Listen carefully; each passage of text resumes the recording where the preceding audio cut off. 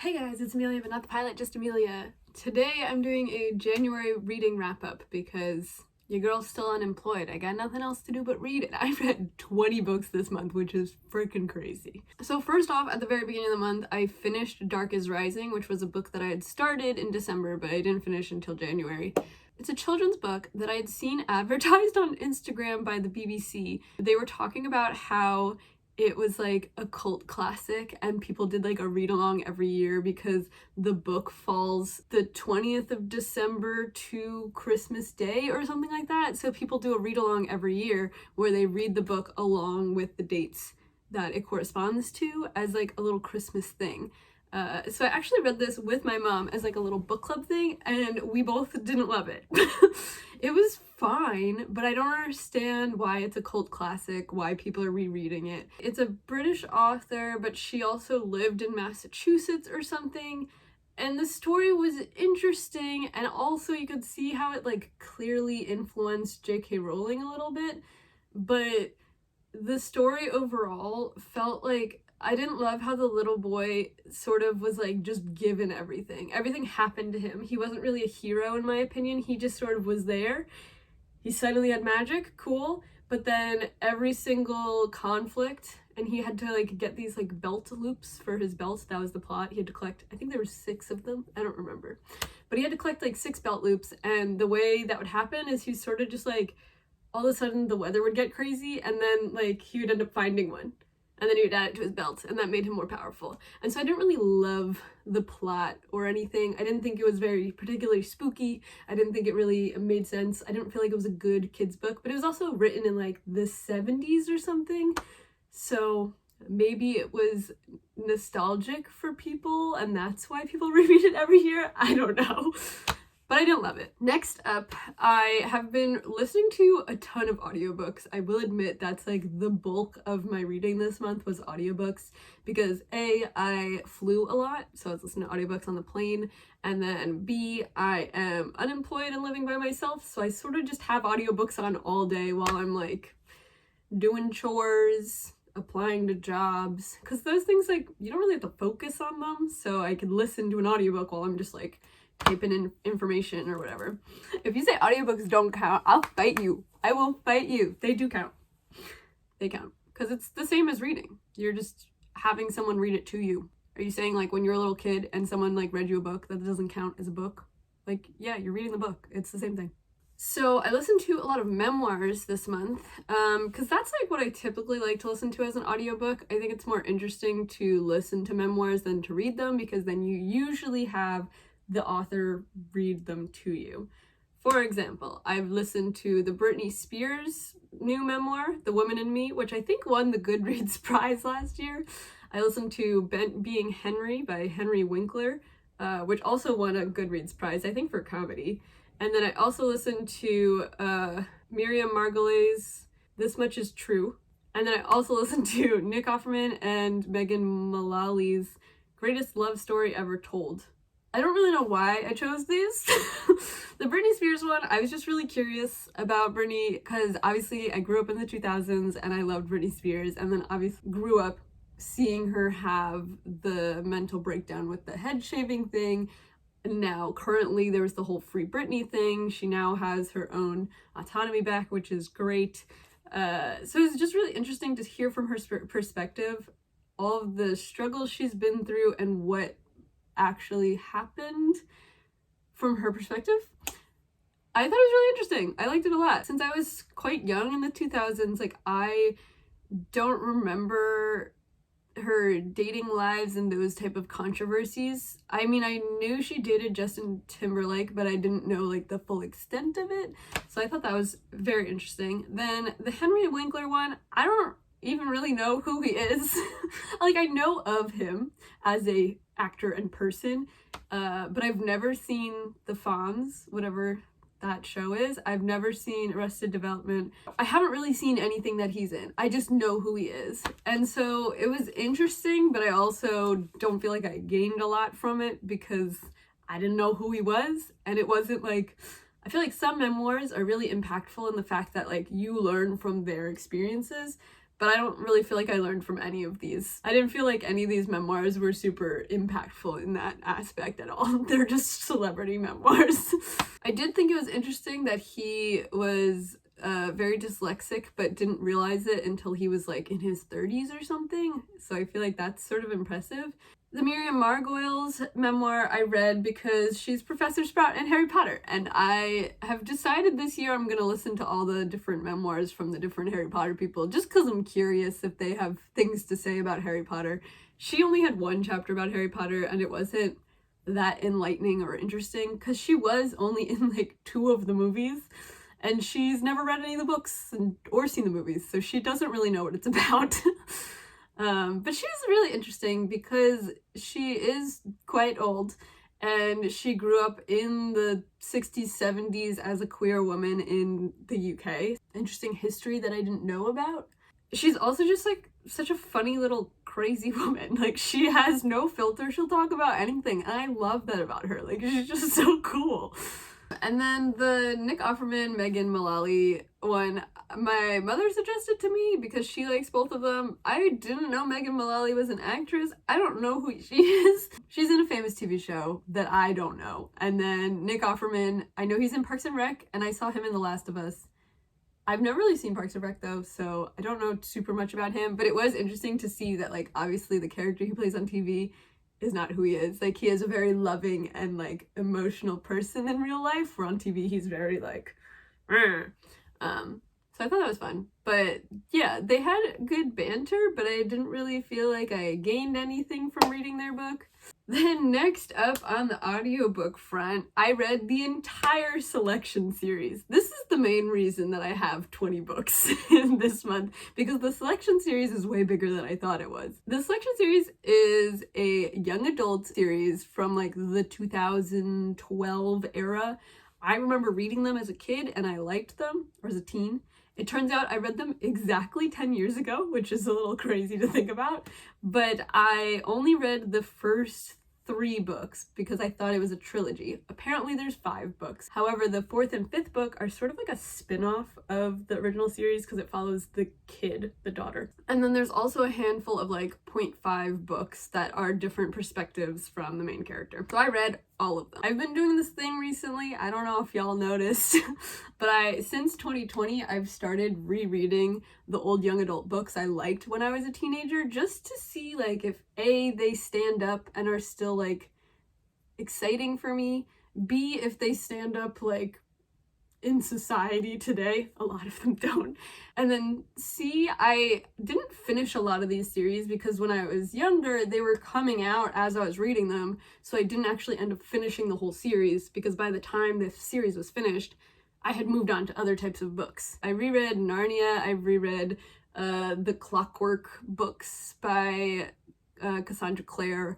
I reread Percy Jackson. So I've reread a handful of books, and I'm slowly making it my way through my old library and getting rid of books that I don't really need to keep anymore. If you don't know the plot of the Selection, America Singer is a singer, and she is born into I think it's the 5th class of society. Society has like a caste system. We are in a dystopian America. She lives in, I think, North Carolina. There is a monarchy government in America, and the prince is come of age and they need to find him a wife. So the way that they do this is they open it up to the entire country to select a bride. And so everyone, all the women, all the eligible ladies in the country can enter their name, and then 35 get chosen randomly from the selection, and these 35 girls are brought to the capital and then go on like a reality TV show, bachelor style dating thing with the prince to eventually result in he will marry one of them and she will eventually become queen. America Singer, though, has a boyfriend already back at home, and she does not want to do this, but her parents are like, we're poor, we need you to do it because you get money when you're on the show. And her boyfriend is like, I'm a low class, you don't want to marry me because I will never bring us enough money, you should enter the thing. So they break up. She actually gets chosen. She's like freaking out because she doesn't want to go. She goes to the palace. She's like the only girl there who doesn't actually want to date the prince, just happened to enter her name because she like needed money. So she's different than the other girls. But then she ends up falling for him, obviously. That's not really a spoiler. And that is the first 3 books, is her slowly falling for the prince, their troubles, they're trying to figure out what's going on in their relationship and how they're gonna end up. I stand by the fact that I love the selection cover so much. It's still like, it's so pretty, and I just remember, like, I bought it because the cover was pretty, and I still think about it to this day. However, these books are horrible. They are truly awful. The first 3 books are fine, but they're very sexist and racist. Also, I remember the selection itself, like the TV show event game thing, happening in just the 1 book. But apparently, Kiera Cass has spread it out across 3 books, which is wild to me. Nothing happens in the second book. You could completely skip it and it doesn't affect anything. And then the 4th and 5th book are now the child of the 2 people in the story, and now it's a new plot, and it's like this daughter is now has to do a selection. We're 20 years in the future, all this drama is happening. Kiera Cass does this weird thing where, like, in the literal last chapter of the book, like, a ton of things happen and you're like, what is going on? And then she ends the book and you're like, what is going, like, why'd you do that? So she did that in both the 3rd one and the 5th one, and then there's no more books, but I'm so glad they're done. I basically gave them all about 1 star because they were truly horrible. They were so boring. Most of the book, nothing happens, and then every once in a while there's like 1 big event and you're like, whoa, things are happening. But I also don't like any of the characters. The only ones that are like sort of fine is like Maxon seems pretty nice. He seems pretty chill. He has his job to do. He's getting things done, but he's being really kind and considerate. America sucks. She has main character syndrome. Everything just comes to her. It's just happening for her. Everybody's in love with her. She's like born into like one of the lower classes, but then when she's at the palace, she pretty much immediately picks up the privilege and is like bossing her maids around. But we're supposed to consider that she's nice because she like every once in a while remembers to be nice to her maids. Like, it's ridiculous. I will say though, I think this would make a great TV show. The fact that it's basically like The Bachelor but with royal people, like reality TV show wise, I think it would be a great TV show. And I know they've tried to make it a TV show like 2 or 3 times. I have indeed watched one of the pilots, was on YouTube for a while. I think it's down now, but it was so funny, bad, good, and I loved it. So I'm sort of upset it's not a TV show, but it is freaking crazy. The fact that the rebels, like the rebel plot in the entire book series is just like they come and attack the palace like every other day, and for some, like, how are they getting into the palace? B, what do they want? They never like establish what the rebels really want, although it seems like the northern rebels sort of want to like get rid of the caste system, and then the southern rebels just want to kill people. It doesn't really, I don't know, it's crazy. There's also so many good tropes in it, and by good I mean like really cliche tropes, but it was fun. So I read all of those, so that's like I think 10 books right there, because there's like 5 main books and I think there's 5.5 books, which the 0.5 books are insane because nothing really happens in them except for I think it's 2.6, which was the maid or the favorite. I think it's called The Favorite, and it says it's 2.6, which means it comes before the 3rd book, but it spoils the main bits of the 3rd book. So why are you supposed to read it before the 3rd book? Moving on to some actual good books. I read Atlas 6 this month. It was so delicious. I'm currently reading the 2nd one. I'm obsessed with it. Like, it's like the perfect book for me. It's everything that I like in a novel. It's dark academia. It's got that school aspect. It sort of has like a lot of Harry Potter aspects. We got magic. We got a lot of like personal inter-conflict. The characters are all really well developed and like interesting and come from diverse backgrounds, and it's so good. And it's all like psychological sort of games and like moral things you have to consider. All the characters are sort of like morally gray-ish. I love it. I'm obsessed. So I finished the first one and now I'm about halfway through the second one, so I'm hoping to finish this in February. And I have the third one already as well, so I'm hoping to read that. This is like the first book talk book that I've actually enjoyed.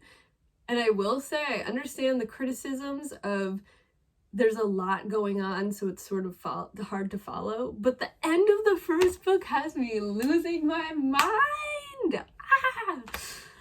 And I'm really enjoying the second one, although both of them I do feel like they're sort of slow in like the first half. Like it's just setting things up, you're just sort of living in the universe. But I really like this universe, so I'm having a great time. If you don't know what Atlas 6 is about, how do I even start? There's 6 people. They are chosen by this man named Atlas, who's basically Dumbledore. I'll get into that in a second.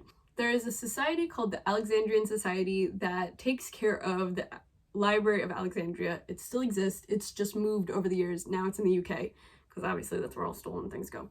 The main keeper of the library, Atlas, chooses 6 people every few years and they become initiates of the Alexandrian Society, but these are the bestest, brightest people who are magical in the entire world. And when they said the entire world, they meant it. And I really like this aspect of it because I feel like a lot of times you read a fantasy book and whatnot, and they're always like, we chose the best of the best. And it's like, okay, so the best of the best are all from New York City? Like, there's no way. There's no way. So this cast of characters is actually from all over the world. Let's get into it. There's 6 of them. There is Elizabeth Rhodes, who goes by Libby. She is basically from magical NYU.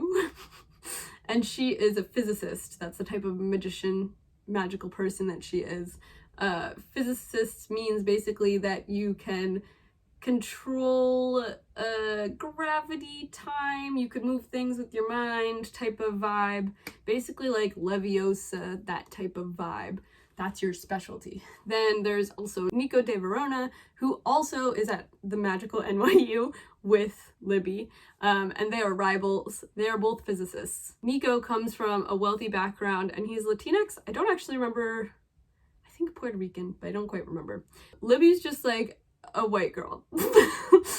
Anyway, they're rivals at magical NYU. Those are 2 people, and they are graduating today when the book starts. Then the next character, this is another thing I like about her books, Olivie Blake's books. She has multiple characters, but we get all of their perspectives. So you really get like the full picture of what's going on in the story because you're getting everyone's motivations and perspectives, and I really like that. Next character is Parisa Kamali. She is from France. I think this is so funny that her name is Parisa and she's from Paris, basically. I hate that. That's like one of my only criticisms about the whole book, though.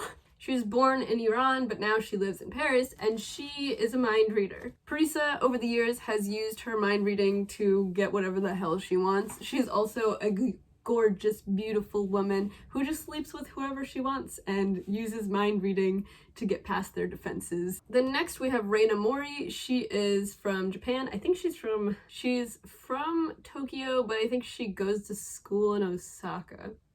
And she is a naturalist, as in like she's really good at plant magic. However, it's more than just that. She's not like actually manipulating plants. The plants are like feeding off of her energy. So she doesn't actually lift a finger or even try. The plants just like do things around her and she could hear their voices. So this is why she's like OP.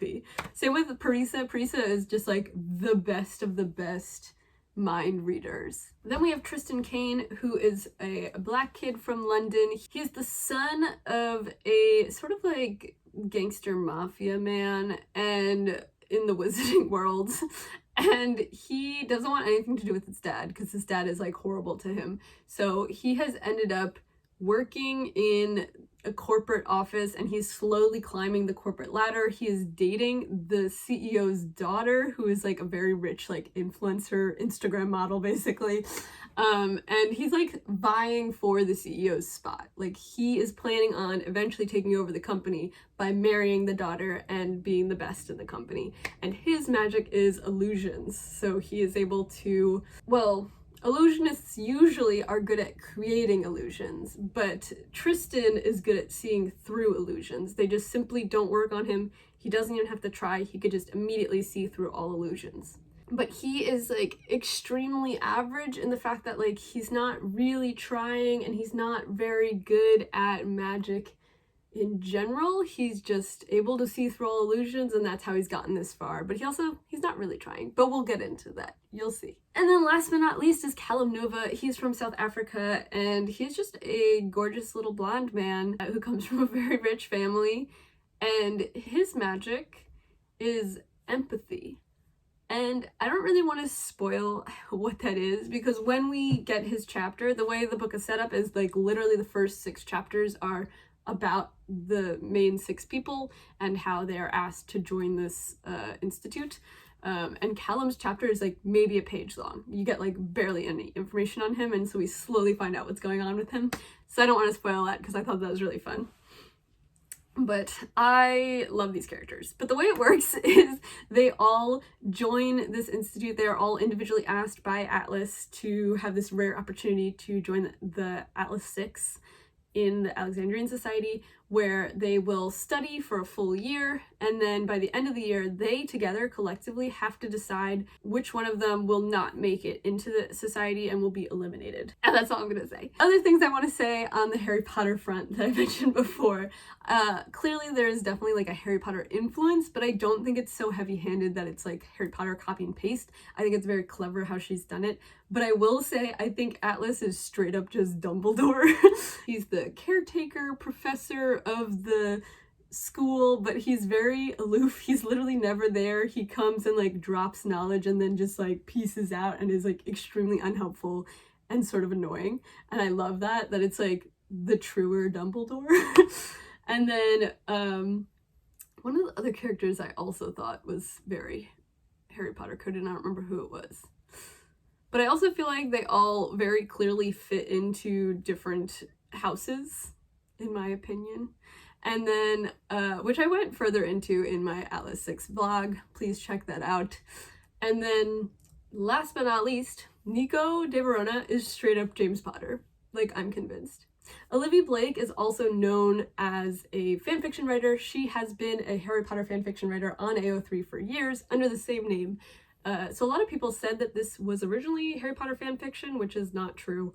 I've done a lot of Google research and I haven't found any proof of that. I don't know who the other characters are technically. However, I do think Nico de Verona is completely James Potter coded, and his roommates are the Marauders, straight up. And this is why. One of his other roommates is a shapeshifter who can turn into a black dog. That's Sirius Black, that is. And the other roommate is a half mermaid, half satyr with a lot of physical illnesses, ailments, who has a horrible, tragic childhood backstory. And is that not Remus Lupin? Like, for real. For real.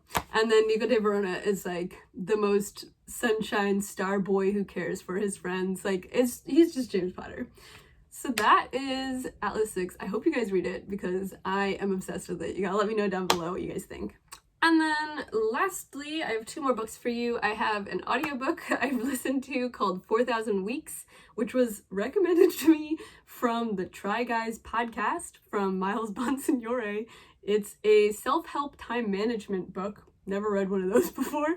I read a couple self-help books before in the past, but I never really enjoy them because I always feel like everything they say, I'm like, yeah, no, duh.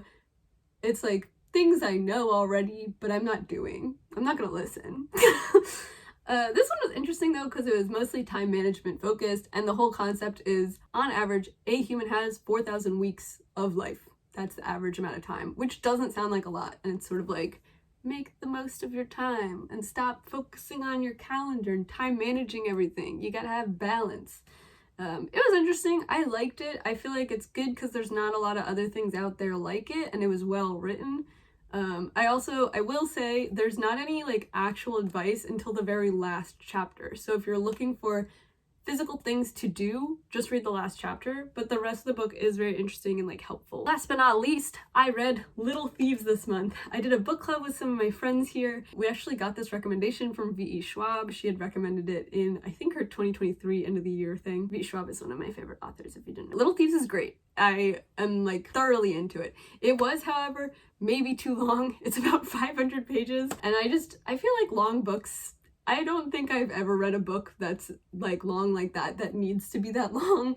This one especially didn't. The whole beginning half of the book was pretty slow. It was setting a lot of stuff up, so I understand why it was there, but it was also so slow that I was like not really interested, and I didn't really care until the halfway point when things finally start to happen, and then the rest of the book was really interesting. I also didn't love the ending, but it's fine. Like, I understand why they did that, but I feel like, without spoilers, the ending had a climactic scene where the villain sort of thwarts everything, and then the next chapter sort of immediately undid what was thwarted. And so I felt like it was almost like the writer wrote themselves into a corner, didn't know how to get out, so then they just like undid it and just went on with the plot. And I was like, why? But if you don't know, Little Thieves is the story of a girl. She is the 13th daughter of a like sort of poor family. It's set in like a sort of German medieval world with magic, I guess.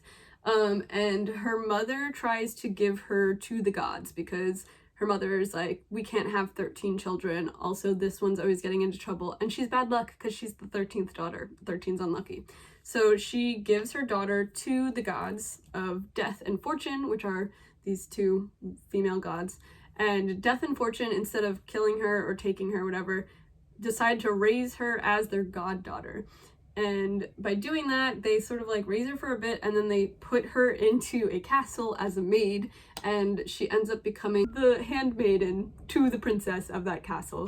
And then things happen and lots of stuff goes down. But basically, the main character is very morally gray, bad, you could say.